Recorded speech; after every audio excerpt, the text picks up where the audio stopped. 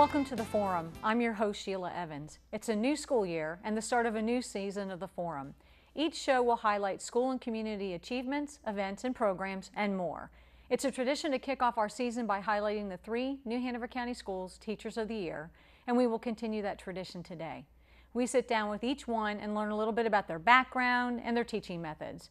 Our first guest is the New Hanover County Schools Teacher of the Year winner, Katie Snyder. She's a social studies teacher at Hoggard High School. Then we will feature Elementary School Teacher of the Year, Laura Graham. She's a first grade teacher at Eaton Elementary. And finally, we'll have Gregory Law. He is a science teacher at Trask Middle School. He is the Middle School Teacher of the Year. It's an exciting start to our season with 3 wonderful teachers, and we'll get started right after this short break. Stay tuned.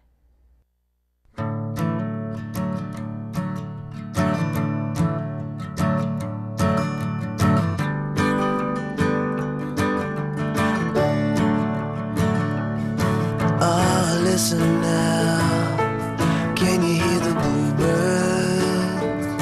Oh, look up now, can you feel the sun? Whoa, whoa, whoa,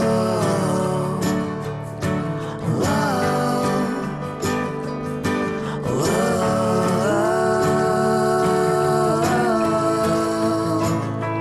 Can you feel the sun?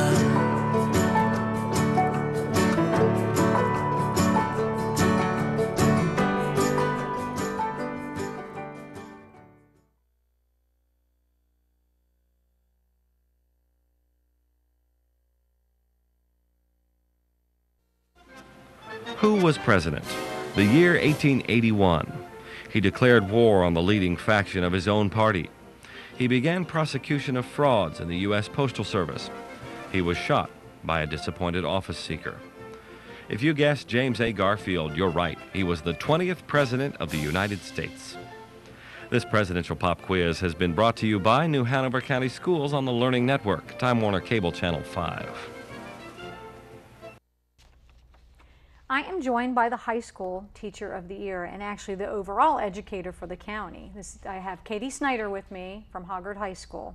And you teach social studies? Yes, that's correct. Tell us a little bit about yourself. Sure. Well, I've been teaching for the past 8 years. I started my first year at Laney and then have been at Hoggard for about 5.5 years now. And I teach world history and honors psychology this school year, and I'll be teaching AP psychology in the spring. Oh, a little challenging there. Yes. What inspired you to become a teacher? Well, I've been inspired by many previous teachers that I've had over the years. So when I was growing up, my aunt was an elementary school teacher, Nice. and I used to love going to her classroom, and I used to love grading papers. That's when grading papers was fun when I was a kid. And then I had an outstanding world history teacher when I was in 9th grade. Her name's Miss Davidson. She's still teaching at my high school in Durham, and Nice. I knew sitting in her classroom that I wanted to be, you know, as awesome as she was, and I wanted to be a teacher from that moment. So really, she was the true inspiration. I always knew that I wanted to be a teacher, but after sitting through her class, that's when it clicked that I would be teaching high school history. Nice. And so I went to college, you know, knowing that that was my destination. Very good. Describe your teaching style. Yeah, so within a high school world history class, I have to keep the students engaged. So we've got, 85 minutes, and I have to keep 14, 15-year-olds engaged for that entire time. So I make sure that, yeah, it's a challenge, right? So I make sure that I am constantly chunking my lessons. So 10 to 15-minute segments, and we are constantly changing what we are doing. I'm not much of a lecturer, so even though it's history, I tend to try to get the students involved in the learning process, where if we have notes, they're limited to maybe 10 minutes, or sometimes I'll do different station activities where they move around the room. Nice. And they learn different pieces of the content themselves, and they're the ones that are discovering the information. Or they'll read primary sources or participate in projects to be able to learn the content. But I know that sitting in a chair for 85 minutes is very difficult for... That'd be difficult for me. Yeah, for any of us, right? So for a high school student, it's nearly impossible. So they're not going to learn if they're not engaged. Tell me what you think are one of your greatest accomplishments. Probably my greatest accomplishment as a teacher, oh gosh, this has been probably 4 years ago, a group of teachers at Hoggard. We sat down and realized that there wasn't a support program in place for our teachers. So the state of North Carolina requires that new teachers have a mentoring program, okay. but we didn't really have a program at Hoggard to not only for the beginning teachers, so those their first, second, or third year, but also for any teacher that was new to the school. So we sat down and we created the Support On-Site program, which we call SOS. And we modeled it after a program that was existing at New Hanover High School. And it has been our official mentoring program over the past 4 years, and it continues to be successful today. So, and I'm the lead mentor of that program now. So on a monthly basis, I facilitate professional development for the beginning teachers. I conduct informal walkthrough observations with them just to provide them with some constructive feedback. And then I also serve as the liaison between an administrator and the beginning teacher. Nice. And that served to, just from our teacher working conditions survey, we can tell that we're providing much more support for these new teachers, and they're staying at Hoggard, which is They what don't we feel want. alone. Right, yeah, and that's a common problem, that they feel isolated. How about the most challenging part of being a teacher? I mean, there's all sorts of, the daily time management that can be challenging. And keeping track of, right now I have 135 students, so keeping track of that many students is difficult as well. But I think that over the years, my most challenging experience was as a new teacher. I started the day before school started. I was hired literally the night before. Didn't have time to prepare. And I, within my first 2 years, taught at 2 different schools. I felt isolated, just like you mentioned.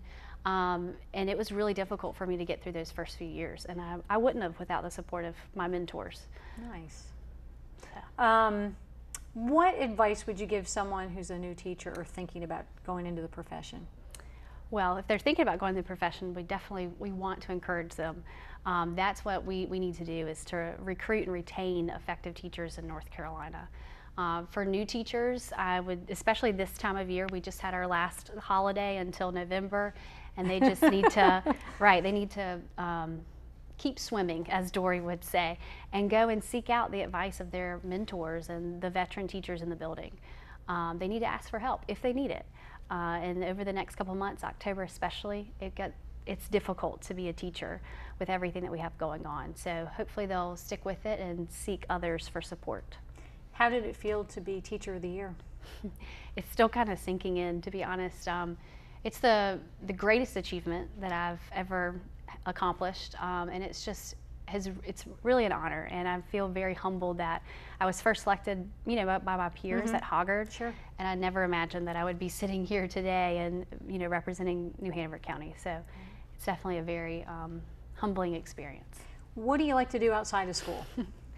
I wish I knew what free time was, to be honest, between school and I'm in grad school as well. But oh, you are busy. Yes. However, I do try to run. I'm a distance runner, so I run marathons, which might maybe be slightly crazy, but I do run. I like to get to the beach and read and try to relax as much as I possibly can outside of school. Are you involved with clubs or anything at Hoggard? I'm not involved in any clubs. I've thought about creating a psychology club, but at the moment, time has not permitted, unfortunately. Right, and you're mentoring lots of folks. Yes. Well, Katie, congratulations. Good luck as you go on to the next step in the Educator of the Year competition. Great. I wish you good luck. Thank you very much. much. We'll be back in just a few minutes, right after these messages.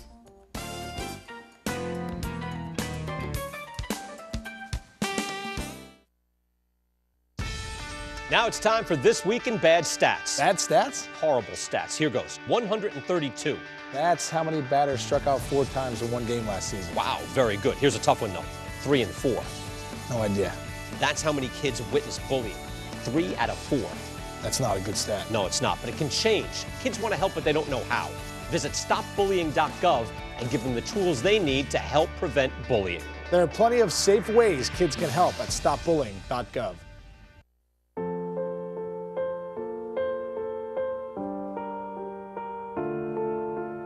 This is why you get by on 4 hours sleep.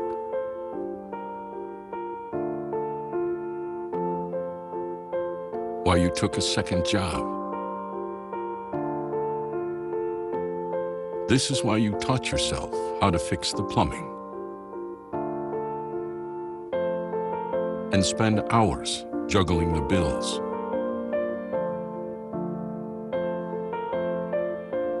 This is why you'll do whatever it takes to keep your home. And that is why we want to help. We are making home affordable, a free government resource that can make paying the mortgage easier. Now more options are available. Call 888-995-HOPE to talk one-on-one with a housing expert today. Teen Court Program? Teen Court is an alternative system of justice where first-time teen offenders are tried by their peers for misdemeanor offenses. Student volunteers from local high schools assume the roles of the court staff, empowering them to take responsibility for problems of crime and violence in their schools and community. If you know someone who may benefit from Teen Court or would like to become involved, contact the Community Mediation Center on the web or by calling 362-8000. I am joined by the Elementary School Teacher of the Year. We have Laura Graham, first grade teacher at Eaton Elementary. Thanks for coming in. Thank you for having me. Tell us a little bit about you. Well, I was born in Colombia, South America. I've been in the United States living in the United States since 2001. Okay. I have two little boys. They are 10 and 5. Okay. I've been teaching at Eaton for the past 4 years, and I love it. 4 years and you're the Teacher of the Year there, and the County Teacher of the Year. Well, I taught English as a second language for about 8 years prior of me moving into the classroom. So it's been more than 4 years for New Hanover County. Very definitely. Good. Tell us about your first grade room. Tell us a little bit about it. What will I see when I walk in there? When you first come in, it is I want to think of my classroom as my happy place. Oh, good. And so when you first come in, you know, it is colorful. There is a lot of light. The walls belong to the children. I want to think about it also as a very safe, organized chaos. Gotcha. The children are interacting with each other. I firmly believe in the social aspect of learning. So you will always see people chatting, and Mrs. Graham is usually with a small group or conferring with students. I have a wonderful assistant. She's my sidekick, and I love her very much. We have tons of books, tons of math manipulatives. We have a wonderful reading corner. It is my happy place. What do you think maybe makes it unique compared to maybe some of the other classrooms? I really don't know, because I am not in other classrooms as much, so I have no way to compare, but I do think that what makes my classroom different from other classrooms is how positive we are, how much we care about each other, how much we work really hard at being a classroom community. And we are always helping each other and learning from each other. Does having that community mindedness kind of help with maybe some bad behaviors that flare up from time to time? Yes, nice. It certainly does, and we are very positive in the way that from day one, I work really hard at establishing a very positive relationship with each one of my students, no matter your background, no matter who you are, no matter the color of your skin, or whatever happened in kindergarten. You know, we are brand new. It's a brand new year, and we're here to start. And I really think, I truly believe that children should come to school and behave because that's the right thing to do. So in my classroom, you are not going to find a treasure box. You are not going to find, if you did a good job, I'm going to give you a piece of candy. We do the right thing because it feels good in the heart, and because we have to work really hard at the things that we are here for, and that's the way it goes. Very good. In first grade. What inspired you to be a teacher? My mother. Okay. When I graduated high school in Colombia, I went to school and I was set. I wanted to be a lawyer. But where I come from, lawyers have it is a very risky profession. Coming from a third world country is probably not the same as you would see a lawyer in the United States. So my mom really, she kind of provided experiences for me to be interacting with children and, you know, do community service here and there, and I loved it, and here I am. I have my undergrad is, I have a bachelor's of science in applied linguistics to English, and so when I first came to the United States, I you know, I was teaching Spanish to a group of English students, and it just went from there. I did everything I had to do to get my certifications. I have a master's degree in language and literacy from UNCW, and I'm national board certified, so I love it. Did you mostly and primarily work with the younger students, like elementary age? Yes, yes. So you like that age group? I love that age group. I don't see myself in a different environment than with the young children, and teaching children how to read and, you know, be ready for when they are older. What advice would you give to a brand new teacher? That there are a lot of things that won't get done at the end of the day, and that's okay, because when you come back the day after, they will be there, and every day you will learn more from your students than you ever did from college or from any book. They will teach you more than any book on a daily basis. What do you think are one of your challenges? Time. Really, if you want to do a really good job in the classroom, the more you learn, the more you want to do.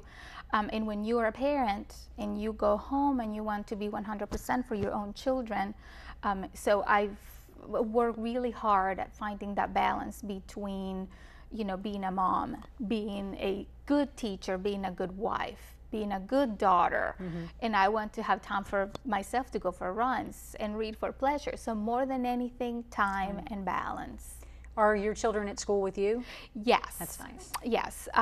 Eden is a great school with great teachers. We have a wonderful year-round schedule, wonderful administration. You know, my children are very fortunate to have had outstanding teachers, so we are really happy at Eden, all of us. Yes. Well, congratulations. Thank you. It's been nice getting to know you. Thank you so much. Lucky students, and we'll be back in a few minutes, right after these messages.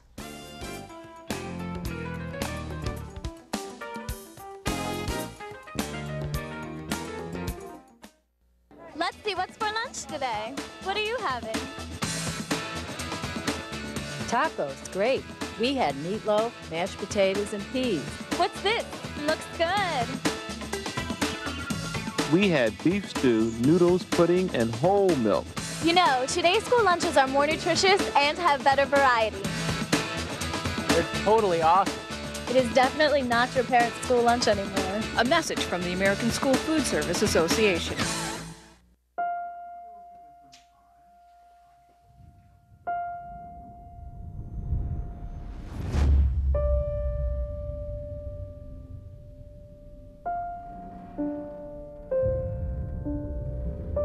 What if a disaster strikes without warning?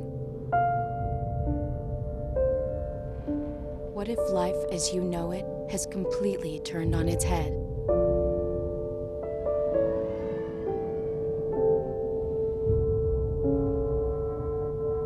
What if everything familiar becomes anything but?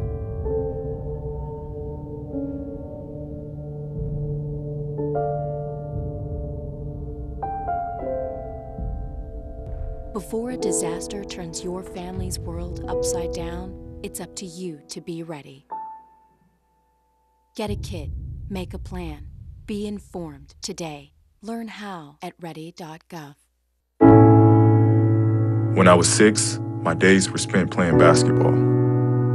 When I was 6, my dream was to make it to the NBA. When I was 6, my mom had a stroke. I'm Paul George, and I want you to spot a stroke fast. F, face drooping. A, arm weakness. S, speech difficulty.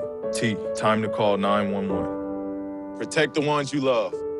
Spot a stroke fast. I am joined by Gregory Law. He's a 7th grade science teacher at Trask Middle School, and he was New Hanover County Schools Teacher of the Year for the middle grades.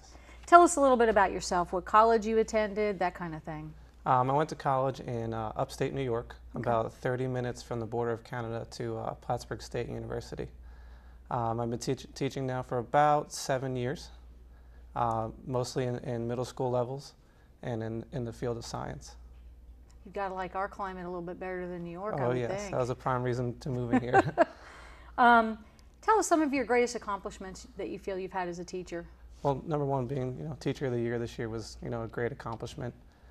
In addition, I had the opportunity about 4 years ago to travel to Belize for 2 weeks And while I was there, I taught teachers how to teach, because in Belize, you just have to have a degree. It doesn't need to be an education degree to teach youth. So we went there to try to help them in their teaching methods. And were they basically middle school grade teachers? Yeah, it was middle school grade teachers. We observed them in the classroom, and then after that we held conferences in the afternoon and, you know, showed them some strategies along the way. Did you get to do some lab stuff since you're sciencey? It's a very different environment there. They don't have labs per se. So we were doing sound vibration when I was there, and it was basically bring these things from your house and we'll come in and we'll try this tomorrow. Cool. There was no resources for equipment, so to speak. Very good, but practical stuff that they would have. Right. What does it mean to you to be the Middle School Teacher of the Year? It's definitely an honor, and most of all, it's just, you know, as a teacher, it's a validation of all the hard work put in and day out. So, you know, number one, my staff at Trask Middle School thought I'd be a good candidate, and then, you know, writing all the essays along the way, they thought what I said was, you know, adequate to be Teacher of the Year, and then the interview process was, you know, stressful, but I mean, everything I said along the way, I use every day in the classroom, so it was nice to know that they believe in what I say. What kind of things in the classroom do you think helped you get to the Teacher of the Year level? Well, early on in my career, I was in Jacksonville teaching, Jacksonville, North Carolina, and the school had a lot of turnover, so I was able to be put into leadership roles very early on. So for that reason, I was able to see, you know, how the decision making is done behind the scenes, and for that reason, I kind of understand why and how the administration makes decisions, and that really guided me in my teaching. Did that help you mentor some of the younger teachers that were maybe struggling or discouraged? You know, they come to you like, why this, why that, and then I was able to explain, this is why. You know, a lot of stuff is out of our hands, so it's passed down from the state of North Carolina, and we just have to do it, kind of thing. So. Right. Well, you're right. A lot of times information does help. What's your philosophy on education? I just simply believe that every student that enters the classroom deserves a fair, quality education. Day in and day out, I try to exhibit that in my classroom. Okay. Do you find it difficult to teach to different levels, or?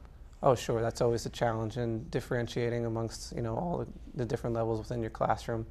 But I believe if you keep it engaging, you can reach a lot of levels in that aspect. Are you able to do a lot of hands-on stuff as a science teacher? That's one of the main reasons why I love teaching science, is because it's so easy to get their attention with a short demonstration in front of the room, and then have them try something and use their problem-solving skills. So in that aspect, yeah, it's really nice. Very good.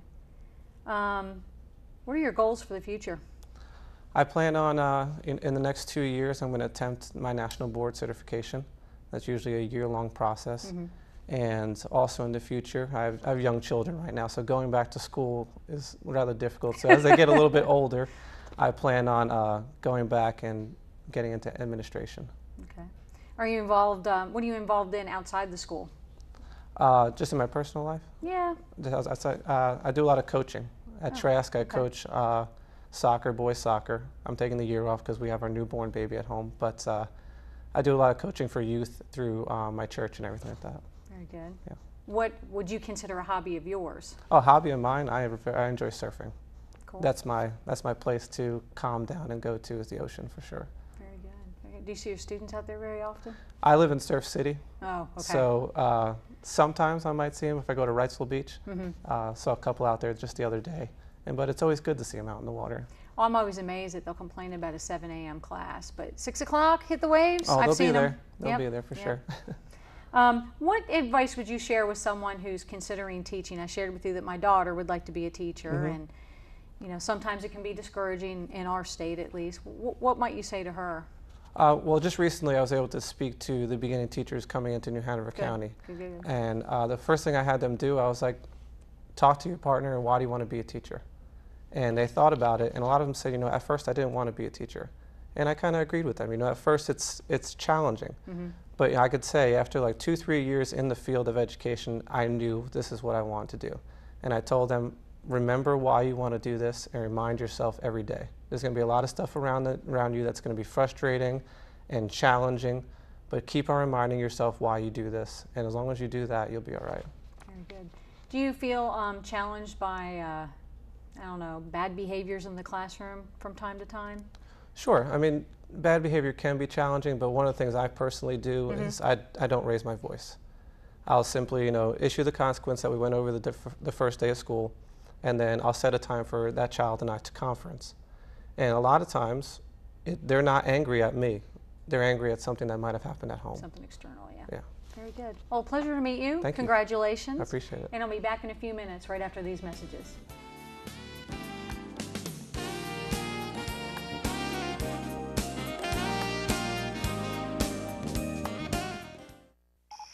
Listen up, Energy Hogs. We got a real porker of a house here. Get in there and waste some energy. There's no insulation, boss. It's hog heaven. Leaky windows, too. This is gonna be a breeze. Perfect. Go wild and waste some wattage. Time to tan. Oh, there's hot water for just one pair of pants. My kind of place. Wow, this thing's so old it's gonna take me hours to get dry. Keep wasting. They'll never know what hit them till they get the energy bill.